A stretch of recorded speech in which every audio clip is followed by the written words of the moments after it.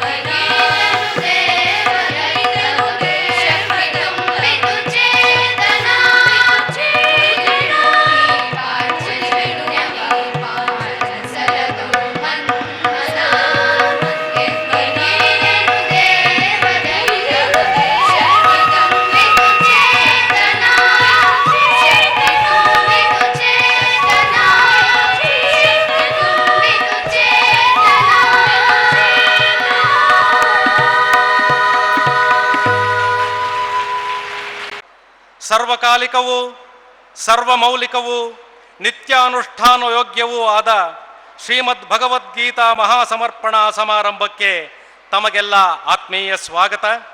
ಈಗ ಸ್ವಾಗತ ಭಾಷಣ ಬೆಂಗಳೂರು ಮಹಾನಗರದ ಗೀತಾ ಅಭಿಯಾನದ ಗೌರವಾಧ್ಯಕ್ಷರಾದ ಶ್ರೀ ಅಶೋಕ ಹಾರ್ನಳ್ಳಿಯವರು. ವೇದಿಕೆಯ ಮೇಲಿರತಕ್ಕಂಥ ಹಾಗೂ ಎಲ್ಲ ಯತಿಗಳಿಗೆ ನಮಸ್ಕಾರ. ಗೀತಾ ಮಾತೆಯಲ್ಲಿ ಅತ್ಯಂತ ಶ್ರದ್ಧೆಯನ್ನಿಟ್ಟುಕೊಂಡು ತಾವೆಲ್ಲ ಇಷ್ಟು ಆಸಕ್ತಿಯನ್ನು ವಹಿಸಿ ಸಭೆಗೆ ಬಂದಿರುವ ತಮಗೆಲ್ಲರಿಗೂ ಸಹ ನಮಸ್ಕಾರ. ಕರ್ನಾಟಕದ ಮಹಾಜನತೆಗೆ ಮರುಪರಿಚಯಿಸಿ ಈ ವಿಚಾರಧಾರೆಯನ್ನು ಮಹಾಜನತೆಯನ್ನು ತಮ್ಮ ಜೀವನದಲ್ಲಿ ಅಳವಡಿಸಿಕೊಳ್ಳಲು ನಮ್ಮ ಸ್ವರ್ಣವಲ್ಲಿ ಶ್ರೀಗಳು ಕಾರಣೀಭೂತರಾಗಿರುತ್ತಾರೆ. ಕ್ಷುದ್ರಂ ಹೃದಯ ದೌರ್ಬಲ್ಯಂ ಎಂಬ ಧ್ಯೇಯವಾಕ್ಯವನ್ನು ಜನಮಾನಸಕ್ಕೆ ತಲುಪಿಸುವ ಕೆಲಸವನ್ನು ಮಾಡಿದ್ದಾರೆ. ಅಭಿಯಾನದ ಮಹಾಸಮರ್ಪಣೆಯ ಸಮಾರಂಭ. ಇಂತಹ ಸಮಾರಂಭದಲ್ಲಿ ಆಸೀನವಾಗಿರುವ ಯತಿವರ್ಯರು ಗಣ್ಯರು ಈ ಸಮಾರಂಭಕ್ಕೆ ಅತ್ಯಂತ ಶೋಭೆಯನ್ನು ತಂದಿದ್ದಾರೆ. ಪ್ರಥಮವಾಗಿ ಈ ಒಂದು ಭಗವದ್ಗೀತಾ ಅಭಿಯಾನಕ್ಕೆ ಕಾರಣಕರ್ತರು ಪ್ರೇರಕ ಶಕ್ತಿಯೂ ಆಗಿರತಕ್ಕಂಥ ಪರಮಪೂಜ್ಯ ಶ್ರೀ ಮಜ್ಜಗದ್ಗುರು ಶಂಕರಾಚಾರ್ಯ ಶ್ರೀಮದ್ ಗಂಗಾಧರೇಂದ್ರ ಸರಸ್ವತಿ ಮಹಾಸ್ವಾಮಿಗಳನ್ನು ಅತ್ಯಂತ ಗೌರವದಿಂದ ಈ ಭಗವದ್ಗೀತಾ ಅಭಿಯಾನದ ಸಮಿತಿಯ ಪರವಾಗಿ ನಾನು ಸ್ವಾಗತಿಸುತ್ತೇನೆ. ಪರಮಪೂಜ್ಯ ಶ್ರೀ ವಿಶ್ವೇಶ್ವತೀರ್ಥ ಶ್ರೀಪಾದಂಗಳವರು ಜಗದ್ಗುರು ಮಧ್ವಾಚಾರ್ಯ ಮಹಾಸಂಸ್ಥಾನ ಶ್ರೀ ಪೇಜಾವರ ಅಧೋಕ್ಷಜ ಮಠ ಉಡುಪಿಯವರು ಇದ್ದಾರೆ. ಅವರನ್ನು ಸಹ ನಾನು ಅತ್ಯಂತ ಗೌರವದಿಂದ ಈ ಸಮಾರಂಭಕ್ಕೆ ಸ್ವಾಗತಿಸುತ್ತೇನೆ.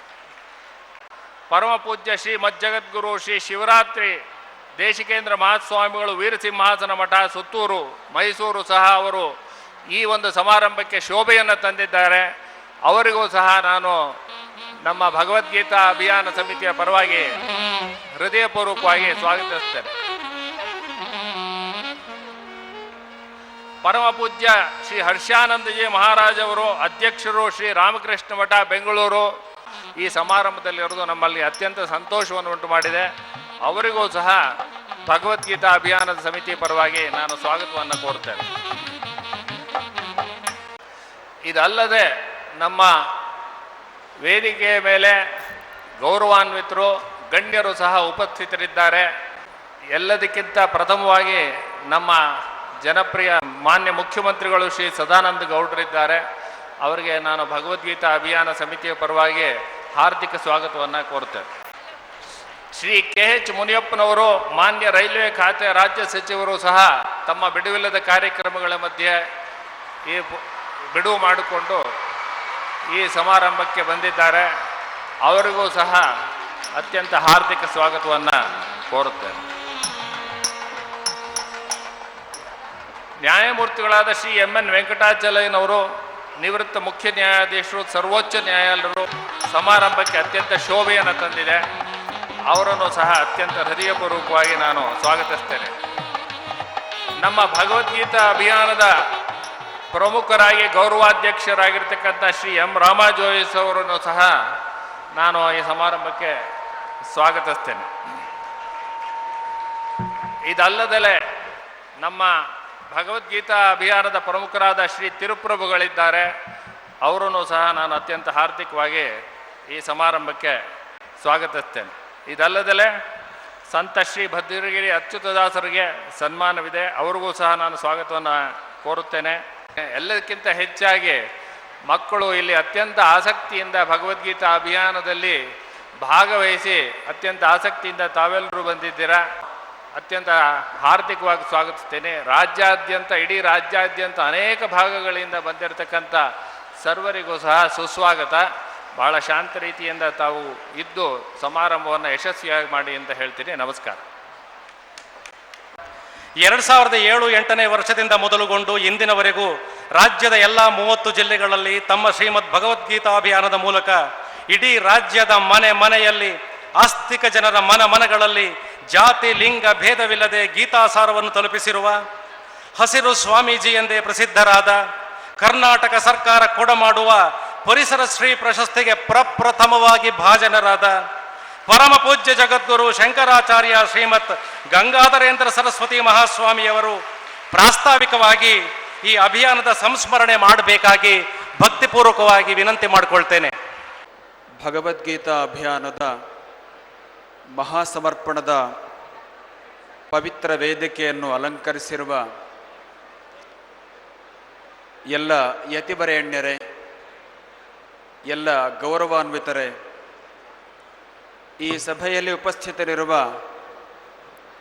ಕರ್ನಾಟಕ ರಾಜ್ಯದ ಬೆಂಗಳೂರು ಮಹಾನಗರದ ಹಾಗೂ ಸುತ್ತಮುತ್ತಲಿನ ಎಲ್ಲ ಮಹಾಜನರೇ, ಮಾತೆಯರೇ, ಮುದ್ದು ವಿದ್ಯಾರ್ಥಿನಿಯರೇ, ಹುಬ್ಬಳ್ಳಿಯಿಂದ ಪ್ರಾರಂಭವಾದಂತಹ ಈ ಅಭಿಯಾನದ ಸ್ವರ್ಣವಳ್ಳಿ ಉತ್ತರ ಕರ್ನಾಟಕಗಳಲ್ಲೆಲ್ಲ ಹಬ್ಬಿ ಮಧ್ಯ ಕರ್ನಾಟಕವನ್ನೆಲ್ಲ ವ್ಯಾಪಿಸಿ ಕಟ್ಟಕಡೆಯಲ್ಲಿ ದಕ್ಷಿಣ ಕರ್ನಾಟಕದ ಜಿಲ್ಲೆಗಳಲ್ಲಿ ನಡೆದು ಇದೀಗ ರಾಜ್ಯ ಮಟ್ಟದ ಸಮರ್ಪಣೆಗೆ ಸಜ್ಜಾಗಿದೆ.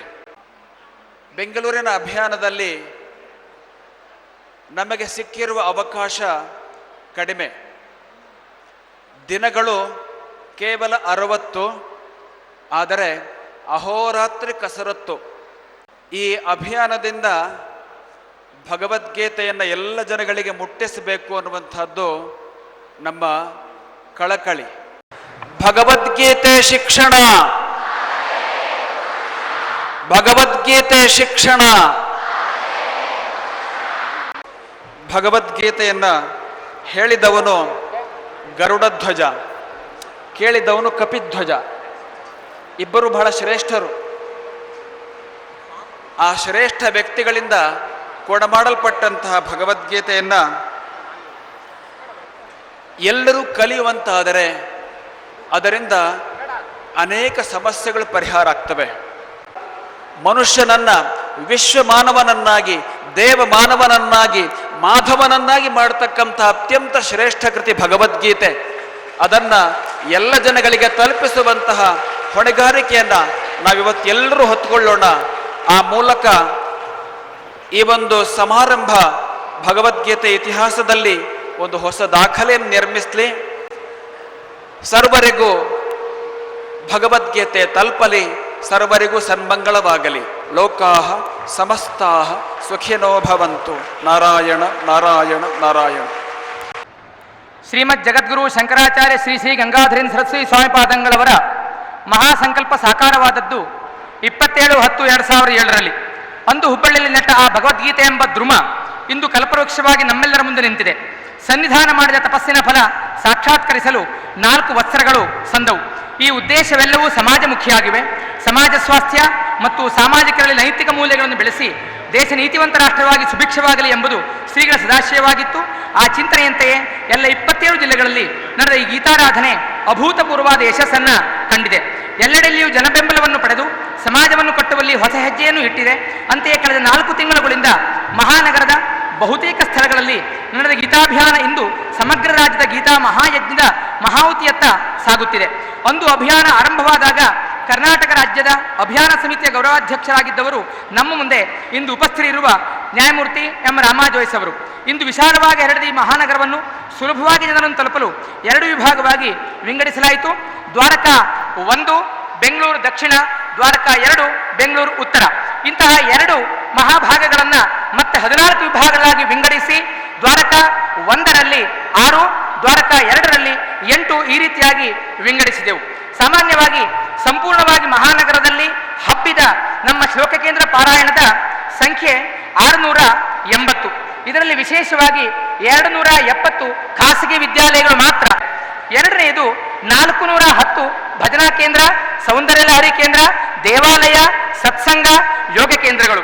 ಒಟ್ಟು 680 ಕೇಂದ್ರಗಳಲ್ಲಿ 7 ದಿವಸಗಳವರೆಗೆ 14 ಮತ್ತು 15ನೇ ಅಧ್ಯಾಯಗಳ ಪಾರಾಯಣ ಪ್ರವಚನಗಳು ನಡೆದವು.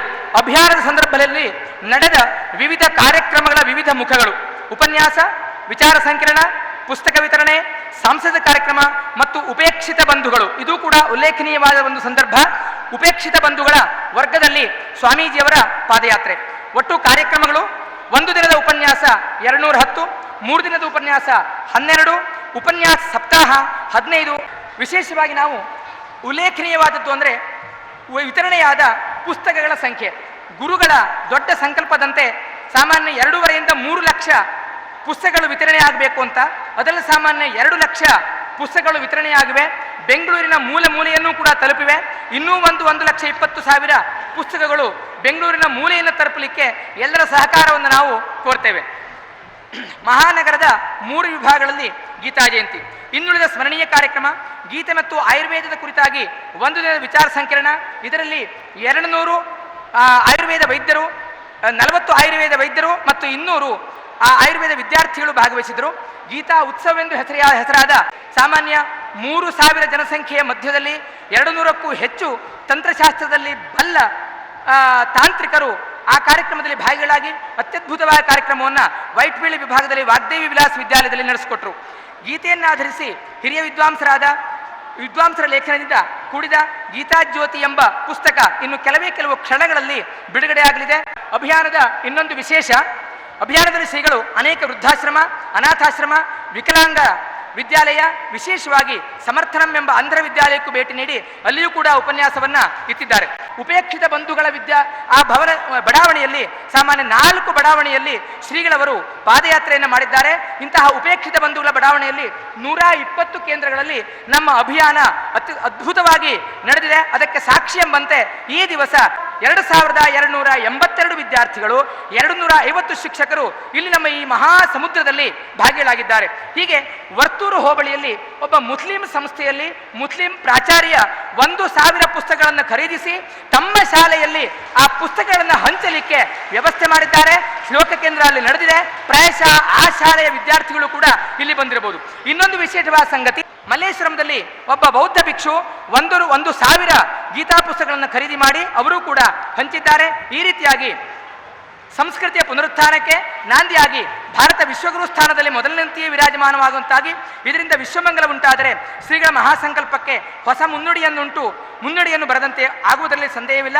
ಇಂಥ ಅವಕಾಶವನ್ನು ನೀಡಿದ ಪ್ರತ್ಯಕ್ಷ ಕೃಷ್ಣನ ದಿವ್ಯ ಸ್ವರೂಪಿ ಶ್ರೀಮದ್ ಜಗದ್ಗುರು ಶಂಕರಾಚಾರ್ಯ ಶ್ರೀ ಗಂಗಾಧರೇಂದ್ರ ಸರಸ್ವತಿ ಸ್ವಾಮಿಗಳಿಗೆ ನಾವೆಲ್ಲ ಋಣಿಗಳಾಗಿದ್ದೇವೆ. ಜಯತು ಗೀತಾ ಮಾತಾ, ಜಯತು ಭಾರತ ವರ್ಷಂ. ಧನ್ಯವಾದ, ನಮಸ್ಕಾರ. ಆತ್ಮೀಯ ಭಕ್ತ ಮಹಾಶಯರೇ, ಈಗ ಕಾರ್ಯಕ್ರಮದ ಪ್ರಮುಖ ಘಟ್ಟಕ್ಕೆ ಆಗಮಿಸ್ತಾ ಇದ್ದೇವೆ. ಸಂಸ್ಮರಣೆ ಸಂಚಿಕೆಯಾದ ಗೀತಾಭಿಯಾನ ಲೋಕಾರ್ಪಣೆ ಮತ್ತು ಅಭಿಪ್ರಾಯ ಕಥನ ಕರ್ನಾಟಕ ರಾಜ್ಯದ ಸನ್ಮಾನ್ಯ ಮುಖ್ಯಮಂತ್ರಿಗಳಾಗಿರ್ತಕ್ಕಂತಹ ಶ್ರೀ ಸಿ.ವಿ. ಸದಾನಂದ ಗೌಡ ಅವರು ದಯಮಾಡಿ ಸ್ಮರಣ ಸಂಚಿಕೆ ಲೋಕಾರ್ಪಣೆ ಮಾಡಿ ಪ್ರಾರ್ಥನೆ ಮಾಡಿಕೊಳ್ತಾ ಇದ್ದೇನೆ.